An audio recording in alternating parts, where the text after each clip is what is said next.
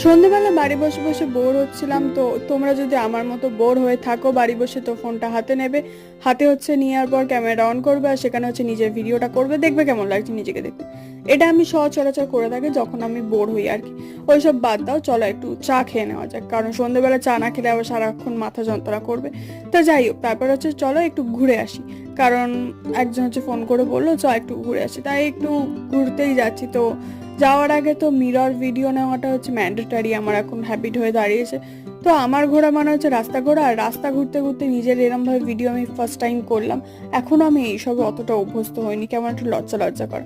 আর বাড়ি ফিরে মলু এদিকে হচ্ছে এসছিল, তো আমাকে দেখে কেন ভয় পালো কে জানে, ওর ভয়টা আর জীবনে কাটবে না। আর দাঁড়িয়ে দাঁড়িয়ে দুজনে হচ্ছে 2 ঘন্টা ধরে হচ্ছে একটা ভিডিও পোস্ট করেছি, এত বিরক্তিকর নেটওয়ার্ক এখন জিও।